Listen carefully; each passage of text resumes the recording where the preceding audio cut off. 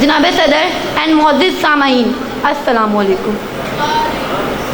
جناب صدر، یوں تو آج 14 اگست کا دن جشن آزادی کا دن ہے، لیکن جب بھی میں آج سے 73 سال پہلے کے 14 اگست کے دن کو یاد کرتی ہوں تو مجھے علامہ اقبال کے خواب کی تعبیر نظر آتی ہے، قائد کی محنت و مشقت نظر آتی ہے، لیاقت کی بے انتہا قربانیاں نظر آتی ہیں، اس کے ساتھ ساتھ برصغیر مسلمان کی اجتماعی قوت نظر آتی ہے اور ان لوگوں کی قربانیاں نظر آتی ہیں کہ انہوں نے کتنی قربانیاں دے کر یہ ریاست، یہ ملک ہمارے لیے حاصل کیا تھا۔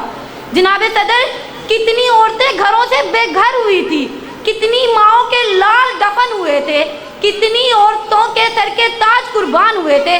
جناب صدر، یوں تو یہ سب کچھ ہوا تھا صرف ایک آزادی کی خاطر، اس ریاست، اس ملک کو حاصل کرنے کی خاطر، لیکن جناب صدر ہم بھول چکے ہیں اپنے آباء و اجداد کی قربانیوں کو، ہم بھول چکے ہیں ان عورتوں کے لالوں کو جو ان کے سامنے ذبح ہوئے۔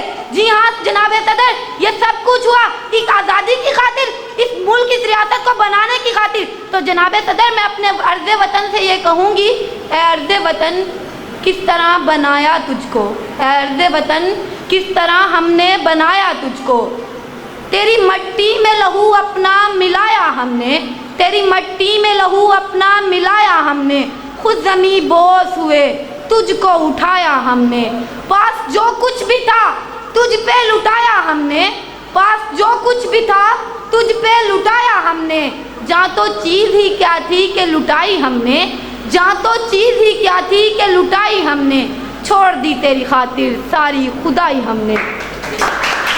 جی ہاں جناب صدر، جی ہاں جناب صدر، میرے عظیم لیڈر قائد اعظم محمد علی جناح نے اس ریاست، اس ملک کو ایک مقصد کے تحت حاصل کیا تھا، اس نظریے کی بنیاد پر حاصل کیا تھا، جس نظریے کے مطابق مسلمان اور ہندو دو الگ قومیں تھیں، وہ کبھی ایک ساتھ زندگی نہیں گزار سکتے تھے۔ جی ہاں جناب صدر، اس ملک، اس ریاست کو حصول بہت ضروری تھا۔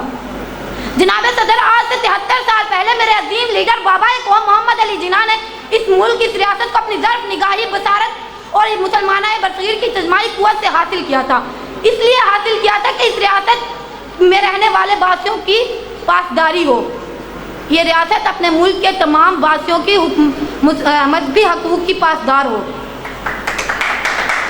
اس ریاست کی حکومت ان کے مسائل سنے اور ان کے مسائل کو حل کرنے کی ممکن کوشش کرے۔ نہ صرف یہی بلکہ یہ ریاست معاشرتی اور مذہبی طور پر ایک ایسی معزز ریاست کا نمونہ پیش کرے کہ دوسرے اس پر رشک کریں۔ جناب صدر، لیکن ایسا ہوا ہی نہیں۔ جناب صدر، جب تک قائد اعظم محمد علی جناح زندہ رہے، انہوں نے نہ خود کبھی آئین سے انقلاب کیا، نہ کسی دوسرے کو ایسا کرنے کا حوصلہ ہوا، لیکن جناب صدر جیسے ہی میرے بابا قوم، میرے عظیم لیڈر نے آنکھیں موندی، اقتدار کے کونے خدروں میں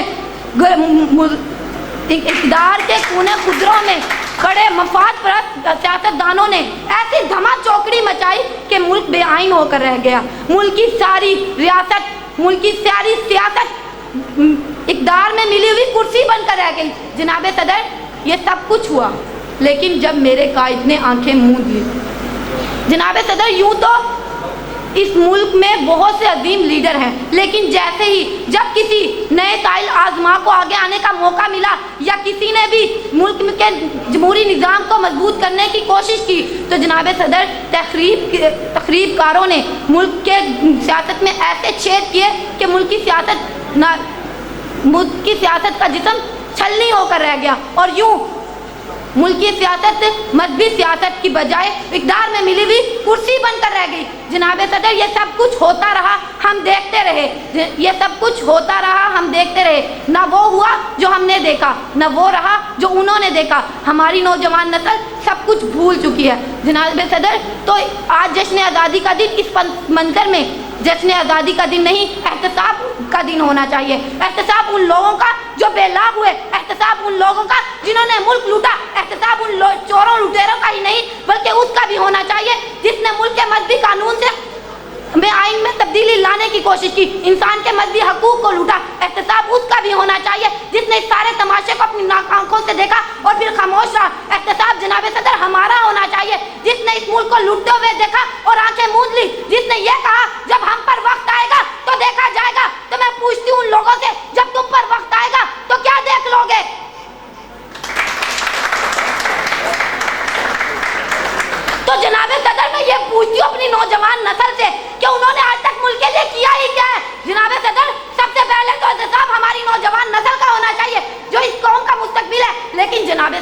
ہماری نوجوان نسل کو اس ملک کے حالات سے زیادہ اپنے سوشل میڈیا کے حالات کی فکر ہے، اپنی ٹک ٹاک، اپنی وائرل ہونے والی ویڈیوز کی فکر ہے کہ ان کی TikTok video viral, share, like, comment ہونی چاہیے، بے شک ملک بک جائے۔ جناب صدر، کیا ہم اس سوشل میڈیا ٹولز کو ملک کے لیے استعمال نہیں کر سکتے؟ ملک کی اچھائی کے لیے استعمال نہیں کر سکتے؟ ملک کی بہتری کے لیے نہیں استعمال کر سکتے؟ لیکن جناب صدر، ہم کیوں ایسا کریں گے؟ ہمیں تو اپنے ہیروز کے نام تک پتہ نہیں، لیکن ہاں غیر ملکی ہیروز کی ایکٹنگ کرنی پڑ جائے تو ہم آسانی سے کر لیں گے۔ کیا ہوتا ہے، ایکٹنگ ہی تو کرنی ہے، دین نو پرابلم۔ جناب صدر، اس لیے احتساب تو سب سے پہلے ہمارا ہونا چاہیے۔ ہم نے اس ملک کے لیے کیا ہی کیا ہے؟ ہم نے آنکھیں موندی، لوگ ملک لوٹ کر لے گئے۔ جناب صدر، اس لیے احتساب سب سے پہلے ہمارا ہونا چاہیے کہ ہم نے اس ملک کے لیے کیا ہی کیا ہے۔ تو اس پس منظر میں آج بھی ہم اپنے ملک کو بچا سکتے ہیں، ایک ہو کر، مل کر، ایک ساتھ کھڑے ہو کر۔ تو جناب صدر، تو آج ہم کس چیز کا جشن منا رہے ہیں؟ اپنی آزادی کا یا اپنے لوٹ جانے کا؟ تو جناب صدر، اس پس منظر میں 14 اگست کا دن جشن آزادی کے ساتھ ساتھ احتساب کا بھی دن ہے۔ احتساب ان لوگوں کا جنہوں نے ملک کو قائد کا ملک نہیں بلکہ بیرونی مالیاتی اداروں کا ملک بنا دیا۔ احتساب ان لوگوں کا جنہوں نے عوام کو یتیم، معاشی طور پہ یتیم بنا کر قرضوں تلے دبا دیا، ان کی رگوں سے خون کا آخری قطرہ تک نچوڑنے کی ہر ممکن کوشش کی۔ احتساب ان لوگوں کا جو بے لاگ ہوئے۔ احتساب ان لوگوں کا جنہوں نے مالیاتی اداروں سے قرض لیا اور عوام کو قرض تلے دبا دیا۔ احتساب ان لوگوں کا جو بے لاگ ہیں۔ جناب صدر، احتساب ہمارا جو ہم بے لاگ ہوئے۔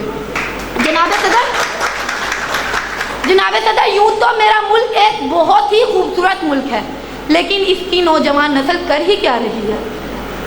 تو جناب صدر، یوں تو اس پس منظر میں یہ بات ملحوظ خاطر رکھنی چاہیے کہ اگر ایسے ہی ملک میں تبدیلیاں آتی رہی تو یہ قائد کی ان خوابوں کی تعبیر ہرگز نہیں ہوگی جو انہوں نے اس ملک کے باشندوں کے لیے دیکھے تھے، تو یہ ملک بے آئین ہو کر رہ جائے گا۔ تو جناب صدر، ہمیں اپنا محاسبہ خود کرنا ہے، تو بے لاگ محاسبے کا یہی آئینہ ہمیں بتائے گا ہم نے کیا کھویا اور کیا پایا۔